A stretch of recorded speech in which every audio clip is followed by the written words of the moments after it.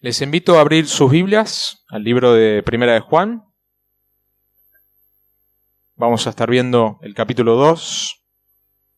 Este es un libro que venimos haciendo en nuestra iglesia local, precioso libro. El título de este mensaje de hoy es Jesucristo, la propiciación de nuestros pecados. Ese es el título, Jesucristo, la propiciación de nuestros pecados. Vamos a enfocarnos en un solo versículo. Primera de Juan 2:2. Fue lindo poder predicar este texto. Yo nunca había estudiado en profundidad este pasaje, donde nos habla de manera más profunda de la propiciación. Así que hoy vamos a estar mirando eso. Vamos a mirar un poco los versículos alrededor para ubicarnos en el contexto. Pero el texto de este sermón propiamente es Primera de Juan, capítulo 2, versículo 2.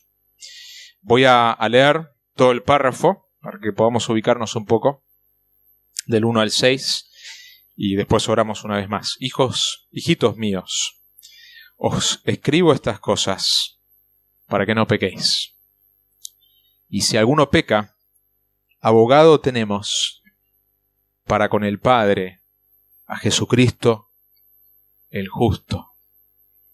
Él mismo es la propiciación por nuestros pecados, y no solo por los nuestros, sino también por los del mundo entero.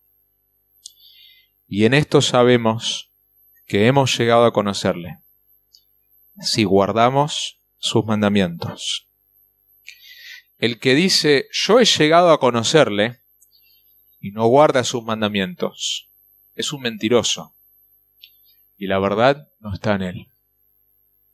Pero el que guarda su palabra, en él verdaderamente el amor de Dios se ha perfeccionado. En esto sabemos que estamos en él. Juan va a decir mucho, en esto sabemos, ¿cómo sabemos ciertas cosas? El que dice que permanece en él, debe andar como él anduvo. Oramos una vez más. Padre, te damos gracias por tu palabra. Tu palabra es inerrante, es perfecta. Tu palabra es viva y eficaz. Y cuánta seguridad tenemos nosotros los predicadores de apegarnos a las Escrituras, Señor. De buscar ser fiel y claro, y de buscar que la palabra que predicamos more primeramente en nuestros corazones, para que entonces more en los corazones de la congregación.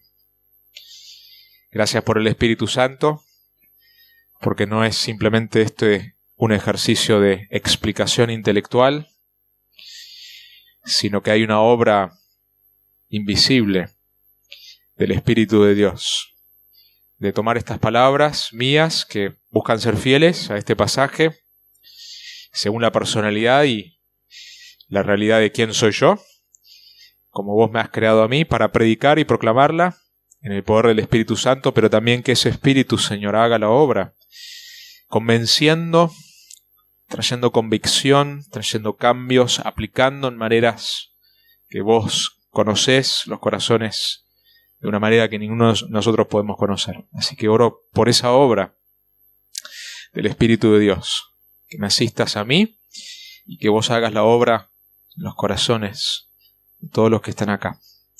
En el nombre de Jesús. Amén. Bueno, quiero darles primeramente la idea de todo este párrafo. Nosotros normalmente en secciones de epístolas, de cartas, solemos predicar por párrafos, ¿sí? Una sección del capítulo donde hay una idea. Pero en este caso, nuestra iglesia lo que hicimos fue dividirlo un poquito más y entrar en más detalle en algunos puntos. Entonces quiero darles primero la idea del versículo 1 al 6, para que nos ubiquemos en el contexto, y es esta: los que verdaderamente conocen a Dios. Esta es la idea de estos 6 versículos. Los que verdaderamente conocen a Dios, aunque en ocasiones pecan, viven de forma habitual en obediencia a su palabra. Es decir, Juan ya nos dijo antes que el que dice que no peca es un mentiroso, ¿sí? Entonces hay un balance tremendo en esta primera sección, porque por un lado, Juan dice, hijitos míos, yo les estoy escribiendo estas cosas para que no pequen. San Juan anhela que no pequen. Dios quiere que nosotros no pequemos, ¿sí? Pero después dice, si alguno peca, y de hecho sabemos que vamos a pecar, porque ya antes el texto nos aclara, de que si decimos que no hemos pecado, somos unos mentirosos. Abogado tenemos para con el Padre, a Jesucristo el justo. Entonces la idea de todos estos 6 versículos es: los que verdaderamente conocen a Dios, aunque en ocasiones pecan, viven de forma habitual en obediencia a su palabra. Y hay 3 razones que el texto va a demostrar, y vamos a enfocarnos en una de las razones en este sermón, ¿sí? Número 1, los que verdaderamente conocen a Dios, aunque en ocasiones pecan, tienen un abogado ante el Padre. Versículo 1, ¿sí? Los que verdaderamente conocen a Dios, aunque en ocasiones pecan, tienen un abogado ante el Padre. El cristiano no es alguien que no peca. El cristiano es alguien que camina una vida de obediencia, pero que lucha con su pecado. Y por decirlo de otra manera, en ocasiones peca. Ese es el énfasis del pasaje. Segundo, lo que vamos a ver es que los que verdaderamente conocen a Dios, aunque en ocasiones pecan, tienen propiciación por sus pecados. Versículo 2. De eso se va a tratar. Lo voy a decir un poco distinto después, pero de eso se va a tratar el sermón de esta tarde. Y número 3, los que verdaderamente conocen a Dios viven de forma habitual en obediencia a su palabra. La idea que yo quiero comunicarles en este sermón, el contexto es esta: Jesucristo mismo es la propiciación, y ya vamos a explicar esa palabra. Jesucristo mismo es la propiciación para los pecados de todo aquel que cree en Él. Jesucristo mismo es la propiciación para los pecados de todo aquel que cree en Él. Esa es la idea del sermón. 3 puntos que vamos a ver. Pero primero, un repaso o un trasfondo de la carta. Esta carta no sabemos exactamente cuál es la audiencia, pero es muy probable que sea la misma que la audiencia del libro de Apocalipsis. Si usted recuerda, Apocalipsis está dirigida, o que por lo menos esas iglesias están incluidas, está dirigida a 7 iglesias en Asia. Y es muy probable que estas personas también recibieron esta carta que Juan escribe. Juan está combatiendo claramente, por lo que vemos en el libro, falsas enseñanzas. Y lo que sabemos de este tiempo, porque este libro se escribe al final del primer siglo, es que ya hay un gnosticismo que todavía no tiene la forma que va a tener en el segundo siglo, pero ya apareció una forma previa a este gnosticismo que se está metiendo en las iglesias. ¿Qué era el gnosticismo? El gnosticismo era una filosofía, viene de la palabra gnosis, la palabra griega para gnosis es conocimiento, una filosofía que decía que la verdadera espiritualidad era a través de este conocimiento secreto que solo algunos obtienen, y que lo espiritual no tiene nada que ver con lo material. Entonces lo que vos hagas en el mundo material no tiene relevancia con el mundo espiritual. Vos podés vivir como a vos se te antoja, vos podés hacer lo que vos quieras con tu cuerpo, porque lo que importa es ese conocimiento místico, ese conocimiento experimental, ese conocimiento secreto, y son ellos que están en ese conocimiento que tienen acceso a lo que es verdaderamente espiritual. Y eso se estaba metiendo en la iglesia. Y Juan va a combatir, y cuando entendemos eso vamos a ver a través de la carta, claro, tiene sentido las cosas que él dice, de que el cristianismo se tiene que ver en la manera en que yo trato a mi hermano. El cristianismo se tiene que ver en cómo yo lucho con mi pecado, justamente porque esta herejía se estaba metiendo en la iglesia. Ese es un poco el trasfondo. Juan es el autor, el último de los apóstoles en vivir, el apóstol que el libro de Juan dice el discípulo que Jesús amaba. Él no está diciendo con eso yo soy el favorito de Jesús, sino que está diciendo no puedo creer que Jesús me amaba a mí. Esa es la idea. Cuando ustedes leen el Evangelio de Juan y menciona el discípulo que el Señor amaba, fue tan impactado él que Jesús lo podía amar a él, que lo menciona de esa manera. Esa es la característica. Yo soy alguien quien Jesús me ha amado. Y ese es el autor de este libro.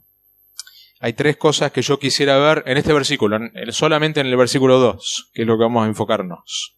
Primero, número 1, Jesucristo mismo,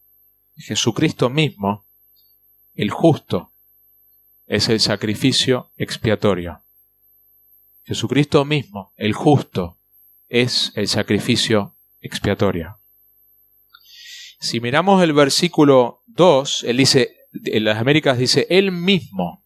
Ahí el original tiene la idea de una palabra reflexiva. O sea, Dios mismo, Jesucristo mismo. Y vemos de quién está hablando. El versículo 1 lo describe. ¿Quién es? Jesucristo, el justo. Jesucristo es el único justo. Hay un solo ser humano en toda la historia de la humanidad, uno solo, que jamás pecó. Hay un solo ser humano que cumplió perfectamente la ley de Dios. De niño, Jesús jamás deshonró a sus padres, imagínense. Jamás maltrató a sus hermanos. Y aunque fue tentado en todo como nosotros, nos dice la palabra, jamás se dio a una sola tentación, jamás. Jamás pecó en motivación, pensamiento, omisión o acción. Amó y obedeció perfectamente a su Padre Celestial. Vez tras vez vemos en los evangelios que él dice, yo no vine a hacer mi voluntad, sino la voluntad del Padre.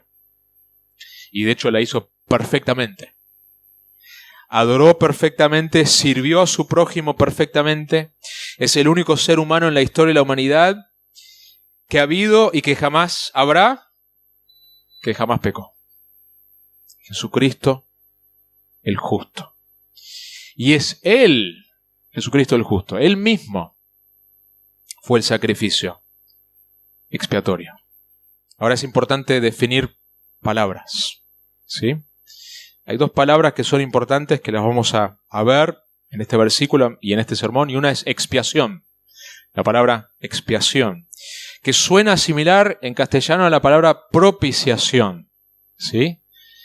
Y son significados similares en un sentido, pero son distintos. Expiación tiene que ver con remover, ¿sí? Remover la culpa.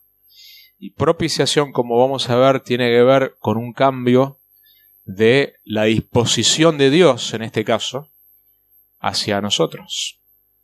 Tiene que ver con la satisfacción de la ira de Dios. Pero lo que quiero resaltar en este momento es que Jesucristo mismo fue el sacrificio expiatorio. En el Antiguo Testamento, todo el sistema sacrificial apuntaba finalmente a Jesucristo. Quisiera invitarles a que abran sus Biblias, sostengan su lugar en 1 Juan y vamos a ir a Levítico 16. Y voy a hacer algo que quizás no se suele hacer en los sermones, pero para este sermón creo que es necesario e importante, y es leer casi todo el capítulo de Levítico 16. Levítico es un libro que a veces los cristianos le tenemos cierto temor quizás, o sentimos que cuál es la relevancia de este libro para nuestra vida cristiana. Pero más que yo intentar explicar, quiero que ustedes escuchen directamente la palabra de Dios. Como dijo Piper, si querés escuchar la voz audible de Dios, lee la Biblia en voz alta. Entonces, cuando nosotros leemos la Biblia, estamos escuchando la voz de Dios audiblemente. Y quisiera simplemente leer una sección de Levítico 16, porque esto nos va a ayudar a entender qué es lo que Juan está diciendo cuando él dice, él mismo fue el sacrificio expiatorio. Levítico 16. Voy a leer casi todo el capítulo. El Señor habló a Moisés después de la muerte de los hijos de Aarón, cuando se acercaron a la presencia del Señor y murieron. Dijo el Señor a Moisés, di a tu hermano Aarón que no en todo tiempo entre en el lugar santo detrás del velo, delante del propiciatorio. Fíjense la palabra similar a propiciación, que está sobre el arca. O sea, que muera porque yo apareceré en la nube sobre el propiciatorio. Aarón podrá entrar en el lugar santo con esto, con un novillo para ofrenda por el pecado y un carnero para holocausto. Se vestirá con la túnica sagrada de lino y los calzoncillos de lino estarán sobre sus carnes y se ceñirá con el cinturón de lino y se cubrirá con la tiara de lino. Estas son vestiduras sagradas. Lavará pues su cuerpo con agua y se vestirá con ellas.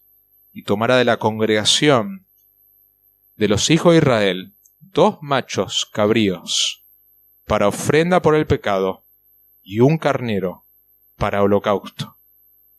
Entonces Aarón ofrecerá el novillo como ofrenda por el pecado que es por sí mismo.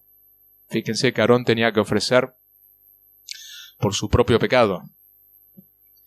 Para hacer expiación, ahí aparece la palabra expiación, por sí mismo y por su casa. Y tomará los 2 machos cabríos y los presentará delante del Señor a la entrada de la tienda de reunión.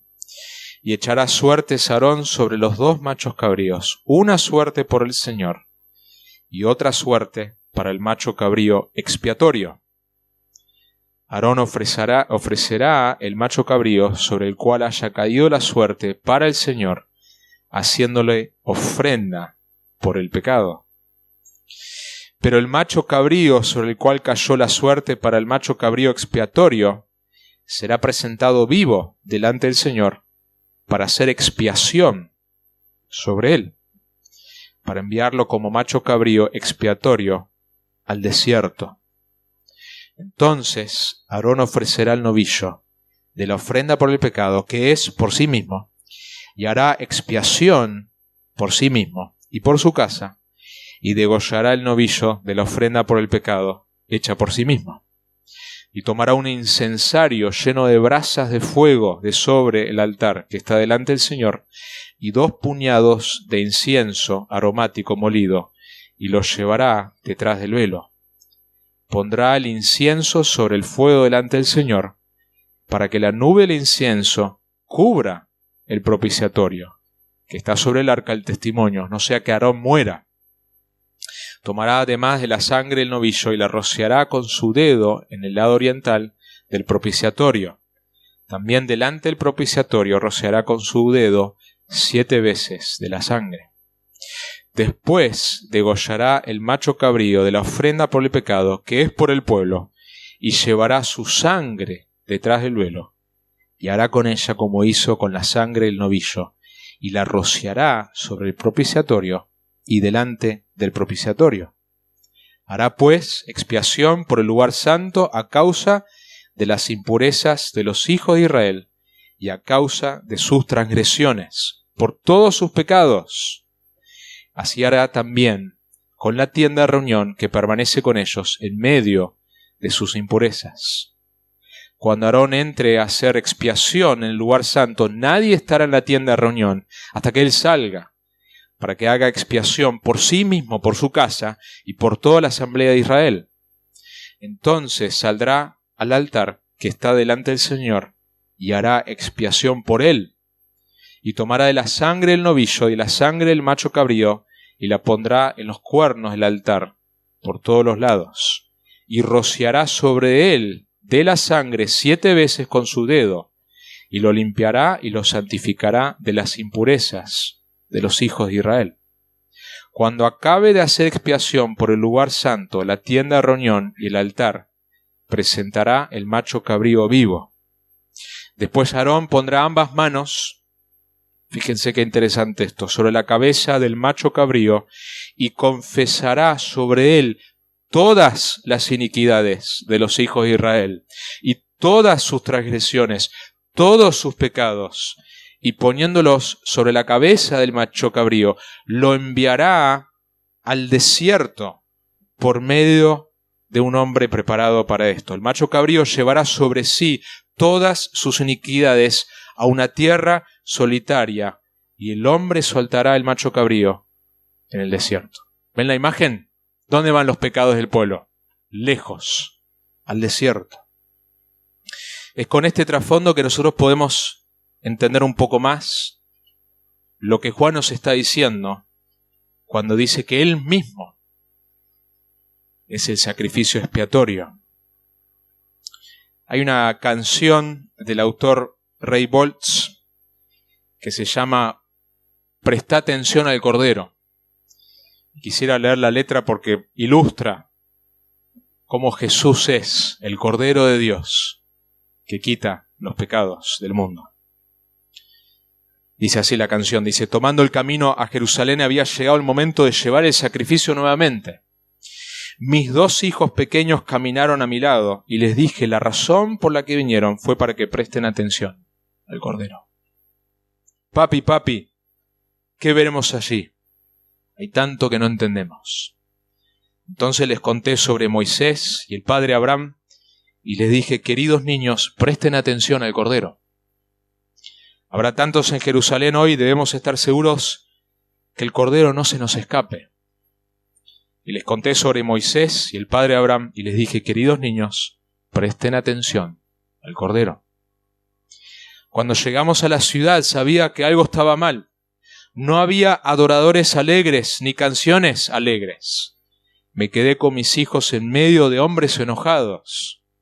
Entonces escuché a la multitud gritar, crucifícalo. Intentamos salir de la ciudad, pero no pudimos escaparnos, obligados a jugar en este drama una parte que no deseamos jugar. ¿Por qué en este día los hombres serían condenados a morir? ¿Por qué estábamos parados aquí donde pronto pasarían? Miré y dije, incluso ahora vienen. El primero clamó por misericordia, la gente no le dio ninguno. El segundo fue violento, arrogante y ruidoso. Todavía puedo escuchar su voz, enojado, gritando a la multitud. Entonces alguien dijo, ahí está Jesús. Apenas podía creer lo que veía, un hombre tan golpeado. Apenas parecía vivo, la sangre se derramó de su cuerpo, de las espinas sobre su frente, corriendo por la cruz, cayendo al suelo. Lo vi mientras luchaba, lo vi mientras caía, la cruz cayó sobre su espalda, la multitud comenzó a gritar. En ese momento sentí tanta agonía, en ese momento sentí tal pérdida. Hasta que un soldado romano me agarró el brazo y gritó, tú, lleva su cruz. Al principio traté de resistirme a él, entonces su mano alcanzó su espada. Entonces me arrodillé y tomé la cruz del Señor. Lo puse en mi hombro y empecé a bajar la calle. La sangre que había estado derramado corría por mi mejilla. Nos llevaron al Gólgota. Le clavaron clavos profundamente en sus pies y manos. Sin embargo, en la cruz lo escuché orar, Padre, perdónalos. Nunca he visto tanto amor en otros ojos. En tus manos encomiendo mi espíritu. Él oró y luego murió. Estuve de pie por lo que parecieron años. Había perdido todo sentido de tiempo hasta que sentí 2 pequeñas manos que se aferraban a las mías. Mis hijos se quedaron allí llorando.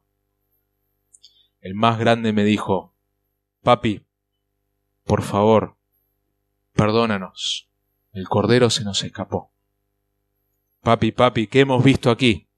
Hay tanto que no entendemos. Entonces los tomé en mis brazos y nos dimos vuelta y enfrentamos la cruz y les dije, queridos niños, presten atención al Cordero. Jesucristo mismo, el justo, es el sacrificio expiatorio. Hebreos lo dice de esta manera, en Hebreos 9, 11 al 14, pero cuando Cristo apareció como sumo sacerdote de los bienes futuros, a través de un mayor y más perfecto tabernáculo, no hecho con manos, es decir, no de esta creación, y no por medio de la sangre de machos cabríos y de becerros, sino por medio de su propia sangre, entró al lugar santísimo una vez para siempre, habiendo obtenido redención eterna. Porque si la sangre de los machos cabríos y de los toros y la ceniza de la becerra rociada sobre los que se han contaminado santifican para la purificación de la carne, ¿cuánto más la sangre de Cristo, el cual por el Espíritu Eterno se ofreció a sí mismo, sin mancha a Dios, purificará vuestra conciencia de obras muertas para servir al Dios vivo. Entonces, número uno, lo que vemos en este pasaje es Jesucristo mismo, el justo, es el sacrificio expiatorio. Número dos, es la propiciación para nuestros pecados. El texto continúa así. Él mismo, solamente nos enfocamos en esas dos palabras en el primer punto. Dice, Él mismo es la propiciación por nuestros pecados. Y este es el segundo punto. Él es la propiciación para nuestros pecados. Ha habido un gran debate sobre qué es esta palabra propiciación. En el original es la palabra hilasmos, y algunas versiones traducen expiación, otras traducen propiciación, y hay mucho que se ha escrito sobre esa palabra y cómo traducirla. Es más, yo me asombré estudiando para esto. Hay ciertas herramientas que los que predicamos usamos con frecuencia. Una de ellas es un buen léxico, un buen diccionario, donde aún sin saber el original uno puede buscar qué es lo que esta palabra es el original, y uno confía en ciertas herramientas que las usa regularmente y te describe lo que es. Y yo me encontré con una herramienta que yo uso regularmente que estaba mal lo que decía. Estudiándolo más, decía no hay que traducir propiciación porque eso da la idea de la ira de Dios. Y hay una tendencia en comentarios y en diccionarios de evitar la ira de Dios, evitar el concepto de la ira de Dios. Parte del debate es un mal entendimiento de lo que es la ira de Dios en contraste con los dioses paganos, que tenían un tipo de propiciación muy distinto a lo que vemos en la Biblia. Alguien lo describió de esta manera: la expiación, para diferenciar lo que es la expiación de la propiciación. La expiación enfoca el medio para lograr el perdón de los pecados. La propiciación enfocaría en la percepción de Dios sobre la satisfacción o buena disposición. Entonces la expiación sería en el Antiguo Testamento el animal, que es el medio por el cual Dios puede perdonar al culpable a través de la sangre de este animal inocente.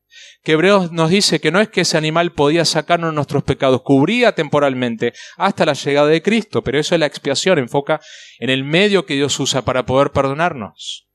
Y la propiciación tiene que ver cómo Dios puede satisfacer su santidad, su justicia y su ira. Lo más probable es que esta palabra debe traducirse propiciación y que sea una combinación de dos conceptos, porque a veces esta palabra se traduce expiación en algunos lugares. Lo más probable es que esta palabra está comunicando ambas cosas, que tiene que ver con satisfacer la ira de Dios, pero también que es el medio, Jesucristo es el medio, la manera en que Dios nos limpia y remueve nuestra culpa. Ambos están implícitos en el término. La realidad es que Jesucristo en su persona es tanto el sacerdote como el sacrificio. Piensen en eso un minutito.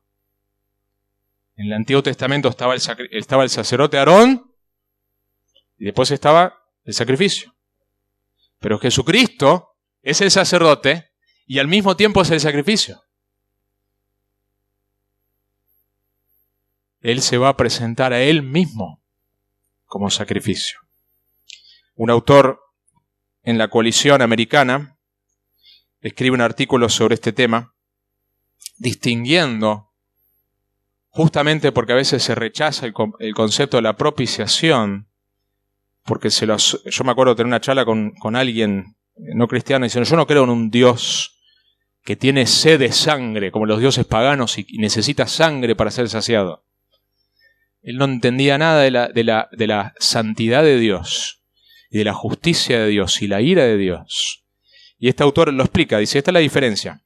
Dice, en la propiciación pagana, los dioses necesitaban ser propiciados porque eran caprichosos y malhumorados. Y a veces las personas rechazan el concepto de un Dios de ira, un Dios que necesita ser propiciado, satisfecho, porque dicen, no, ¿cómo puede ser esa imagen antigua, pagana? Pero este autor explica, dice, realmente los dioses paganos no les importa mucho los humanos excepto cuando algo los enojaba y entonces derramaban su enojo caprichoso. Y los humanos tienen que ser los que se ocupan de propiciar, de arreglar lo que sea que haya enojado a los dioses. Esto pasa históricamente en muchas culturas. Los humanos encuentran algo que le gusta a los dioses, cosas dulces, carne, dolor, sangre, hijos que sacrifican por fuego, pasaban en el Antiguo Testamento, y lo ofrecen para calmar a los dioses enojados.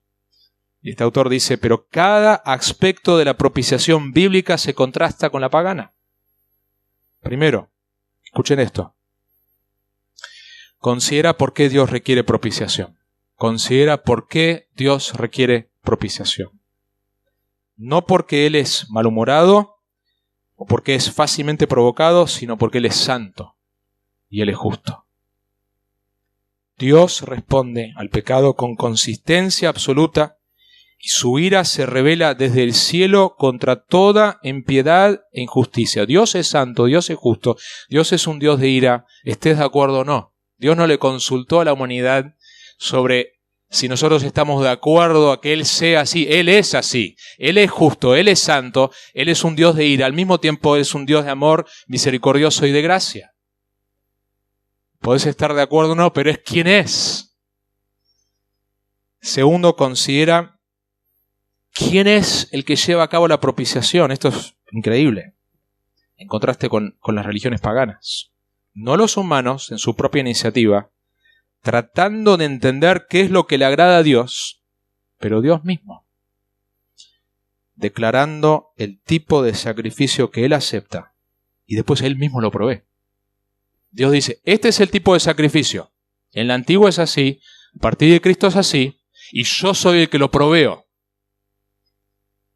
Aún en el Antiguo Testamento Dios asume el crédito en ser el que provee la sangre del animal sacrificado. Levítico 17:11. Yo te lo he dado en el altar para hacer expiación. Y tercero, considera qué tipo de sacrificio trae la propiciación bíblica. No una novia o algo lindo para cambiar su humor.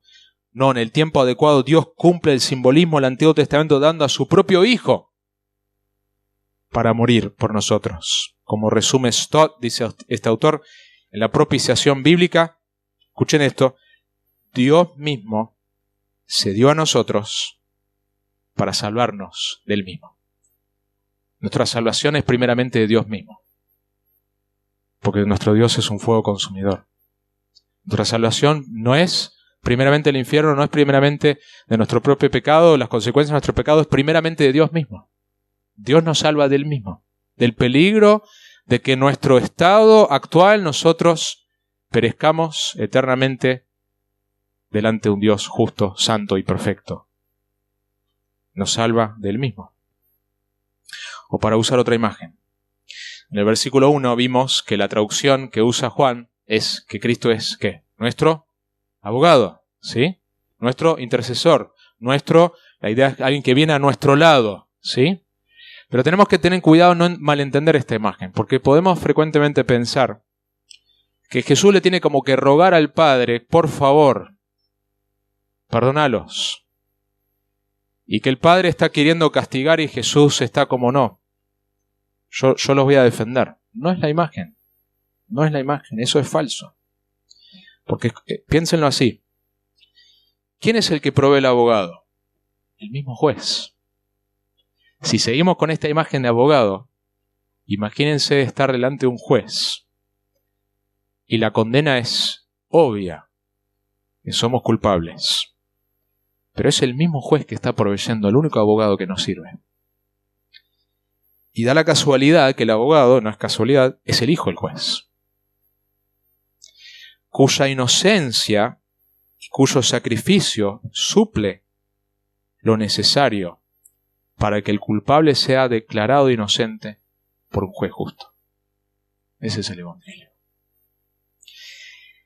El juez quiere declararnos inocente, porque la palabra nos habla de que Dios no quiere que el impío perezca, sino que se arrepienta y viva.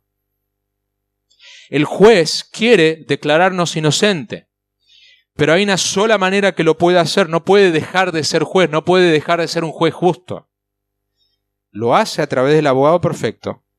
Y solamente si nosotros acudimos a ese abogado perfecto podemos obtener la sentencia de inocencia por el juez justo. Entonces Dios el Padre es el que envía a su Hijo. El Hijo en Getsemaní pide al Padre si hay una manera de no tomar esta copa. Pero que no se haga mi voluntad, dice Cristo, sino tu voluntad. Es la voluntad del Padre que el Hijo sea el sacrificio, porque ese es el camino por el cual Dios el Padre nos va a perdonar. Es la única manera. O para usar una ilustración del libro de Narnia, que si bien la ilustración tiene imperfecciones, Aslan tiene que morir por lo que hizo Edmundo, por haber traicionado a sus hermanos, por haberse puesto del lado de la bruja. Y la única manera de salvarlo es que él tiene que morir. Y él da su propia vida, de tal manera para que se cumpla la ley que demandaba sacrificio. En un comentario de MacArthur describe el concepto en el Antiguo Testamento de la propiciación de la siguiente manera. Dice: el propiciatorio era la tapa o cubierta del arca situado entre la nube divina de la gloria Shekinah, la palabra de la presencia de Dios en hebreo, por encima del arca. Imagínense esta imagen: está la gloria de Dios en forma de nube por encima del arca y las tablas de la ley dentro del arca, debido a que los sacerdotes rociaban el propiciatorio con sangre de los sacrificios. Este era el lugar en el cual ocurría la expiación por el pecado. Por tanto, la sangre rociada quedaba entre Dios, la Shekinah, y su ley quebrantada, las tablas. La sangre sacrificial de animales nunca aplacó a Dios, pero representaba el sacrificio futuro de Cristo, que satisfaría por completo al Padre. Si el sistema expiatorio del Antiguo Testamento hubiera apaciguado la ira de Dios de una vez por todas, los judíos no habrían seguido llevando sin parar ofrendas encendidas, ofrendas por el pecado y ofrendas por la culpa a lo largo de los siglos. Mis hermanos, cuando nosotros empezamos a meditar en este concepto de la propiciación de nuestros pecados, las implicaciones son tremendas. Les doy algunos ejemplos.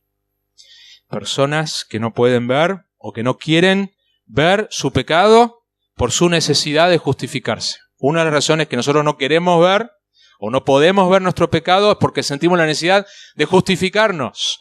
Cuando nosotros hemos entendido la propiciación por nuestros pecados, que Dios ya fue satisfecho y que ya estamos justificados, no tenemos nada que defender.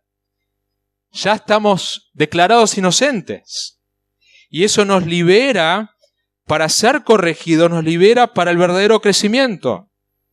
Cuando entendemos más acerca de esta doctrina, somos libres de nuestra tendencia natural que todos tenemos hacia la justicia propia.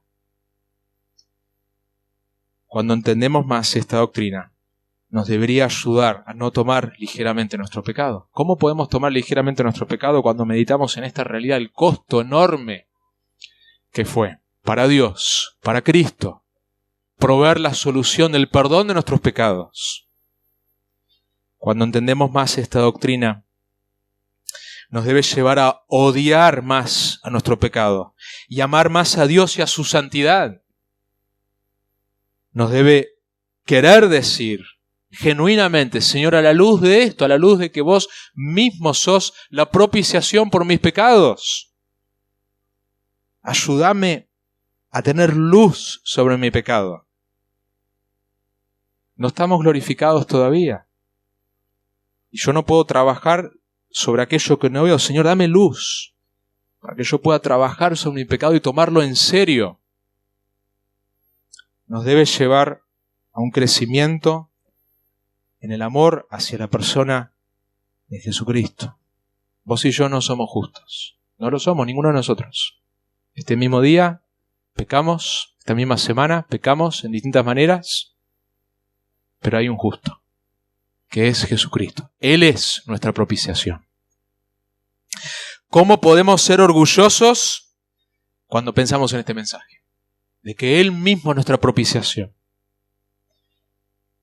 Esta doctrina debe liberarnos de un montón de cosas. Liberar a la mujer que busca sentirse amada buscando la atención de hombres. Ya tenés la mejor atención, que es de Dios mismo. que te ve con buenos ojos porque te ve a través de Jesucristo, si has recibido el perdón de pecados a través de la propiciación.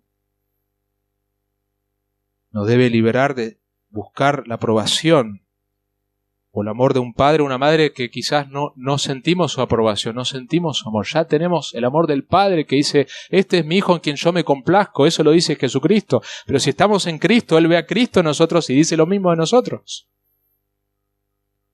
Nos debe liberar de la culpa de pecados pasados, nos debe ayudar a tener capacidad de recibir correcciones de otros, nos debe ayudar a ser radical con nuestro pecado.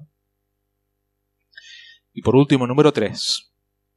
Mirando solamente este versículo, tercer punto, no solamente nuestros pecados, sino del mundo entero. Dice, y no solo por los nuestros, versículo 2, miren ahí, y no solo por los nuestros, sino también por los del mundo entero. Este ha sido un texto debatido, especialmente en el tema de lo que es la expiación, si la expiación es limitada, o si la expiación es ilimitada. La expiación limitada dice Cristo murió por los elegidos, Cristo murió por la iglesia, Cristo murió por su pueblo. La expiación ilimitada dice Cristo murió por toda la humanidad. Y uno ve este texto y es un texto clásico que se usa para decir, no, Cristo murió por toda la humanidad. Antes de responder a eso quisiera afirmar algunas cosas que son claras en las Escrituras. Número 1, Dios tiene un amor para todo el mundo. Hay un libro escrito por D.A. Carson que se llama La doctrina difícil del amor. Parece mentira, ¿no? Que la doctrina del amor sea difícil. Es difícil. La doctrina difícil del amor. Y él habla de 5 tipos de amores de Dios, entre los cuales menciona el amor que Dios tiene dentro de la Trinidad, el amor que el Padre tiene hacia el Hijo hacia el Padre, el Hijo hacia el Espíritu Santo, entre los miembros de la Trinidad, que es distinto del amor que Él tiene a su pueblo, a su iglesia en este tiempo, que es distinto al amor que Él tiene hacia el mundo. Entonces la manera que Dios demuestra su amor es distinto dentro de la Trinidad como lo es distinto hacia la iglesia y hacia el mundo, pero Dios ama en distintas maneras al mundo, a la iglesia y dentro de los miembros de la Trinidad. Otra afirmación para aclarar este punto: los pecados de cada ser humano no serán castigados 2 veces. Los pecados delante de un Dios eterno, santo, perfecto, no serán castigados 2 veces. ¿Qué quiero decir con esto? No serán castigados en Cristo, en la cruz, y después nuevamente en el infierno. Entonces eso nos ayuda a entender un principio teológico. Que Cristo murió. ¿Qué pecados fueron castigados en Cristo? Si decimos que fueron castigados todos los pecados de todos los seres humanos que jamás hayan vivido, entonces ¿por qué tienen que pagar el castigo en el infierno? Los pecados que son castigados en la cruz son de aquellos que habrían de creer en Él. Esa es la mejor manera para mí de describirlo. Los pecados no van a ser castigados 2 veces. La realidad es que la Biblia enseña lo que podemos llamar una redención particular. Que Cristo vino a comprar un pueblo con su sangre. Entonces la pregunta es, ¿qué dice este pasaje? ¿Qué está diciendo cuando dice, bueno, es la propiciación no solamente por los nuestros, sino que también por los del mundo entero? Hay 2 maneras que podemos entender esto. Uno, que está diciendo, no murió solamente por los pecados de los judíos, sino judíos y gentiles. Pero no pareciera ser el contexto, ya que Juan se dirige a iglesias donde había judíos y gentiles.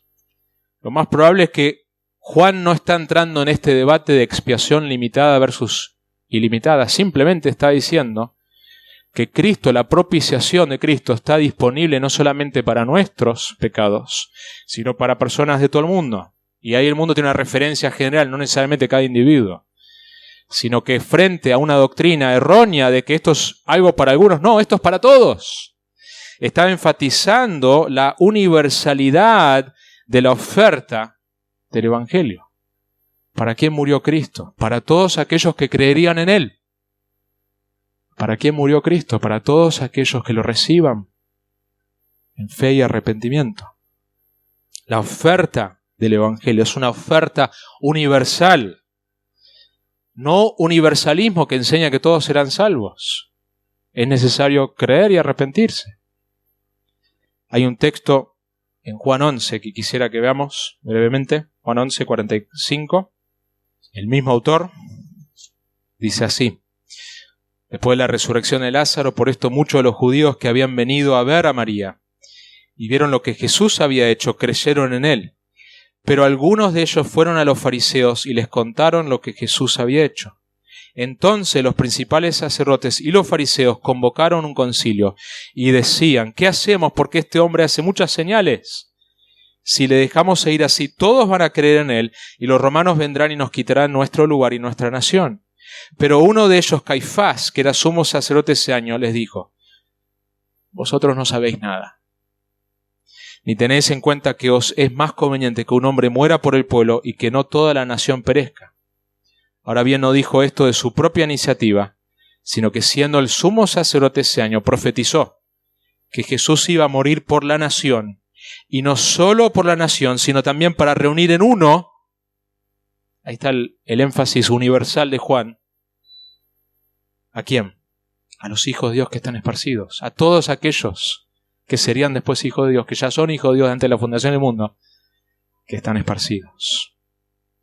La realidad, mis hermanos, es que el mensaje del cristianismo es el mensaje más exclusivo y más inclusivo a la vez.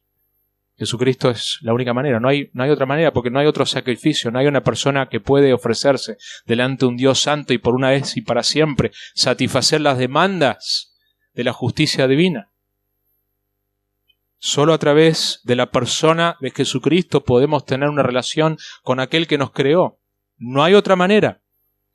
Y a la vez el cristianismo es el mensaje y la religión más inclusiva. No hay otro sistema de creencias.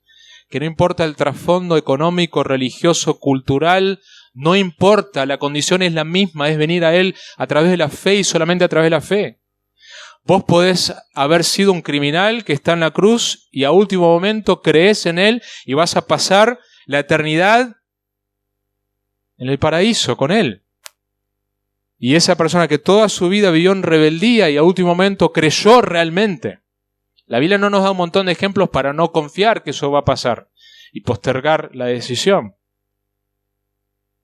Y la persona que intentó y fue una persona moralmente excelente toda su vida, pero Cristo no es su Señor, Cristo no es la propiciación de sus pecados, pasará si muere la eternidad recibiendo el castigo por esos pecados en el infierno.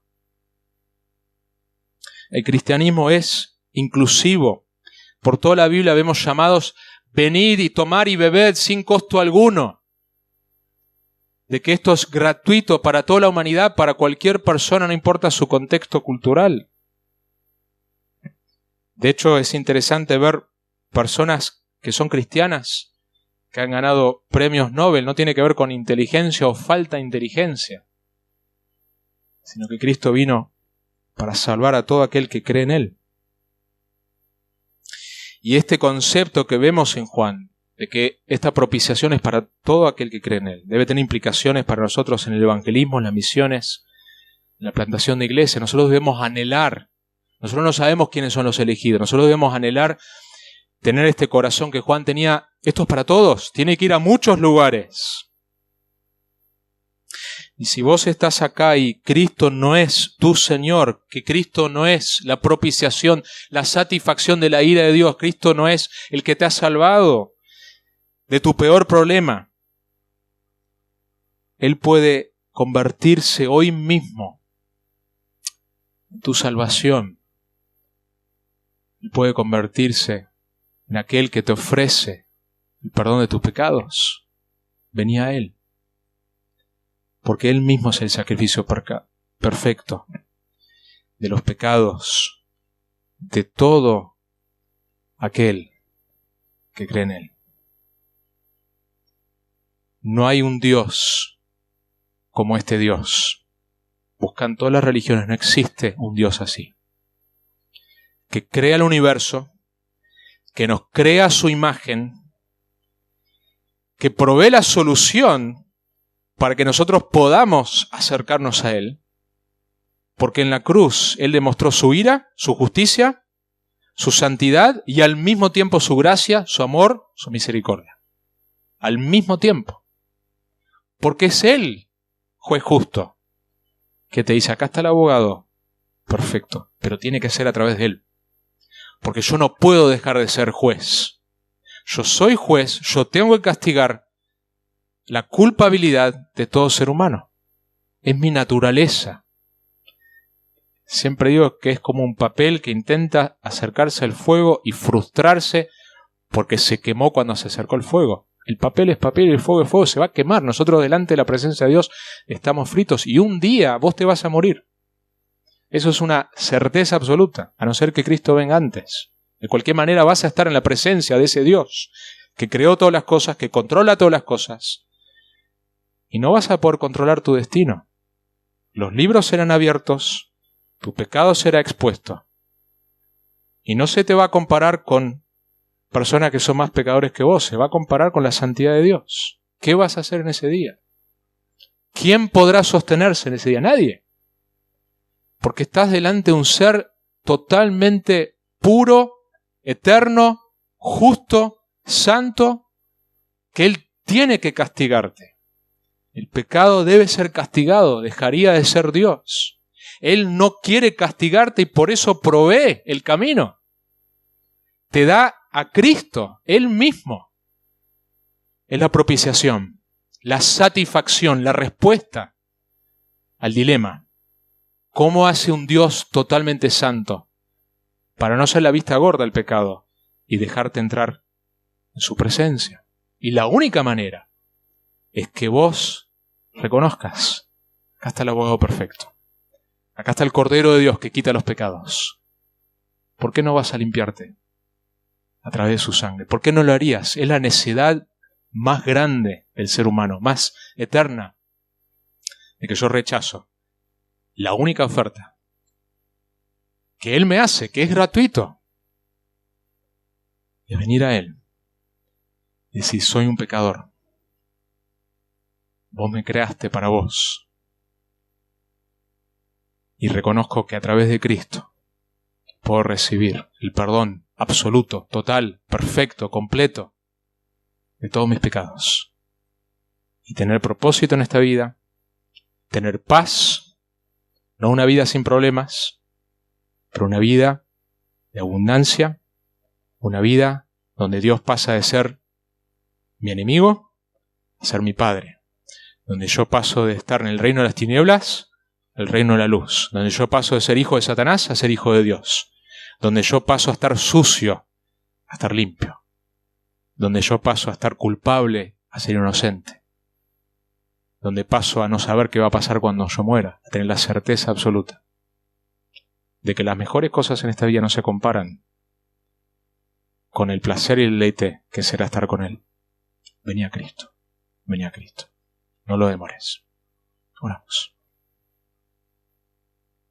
Jesucristo mismo es el sacrificio perfecto. No hay otro sacrificio. No hay otro sacrificio. Por eso cantamos lo que cantamos. Porque no hay algo más importante que esto.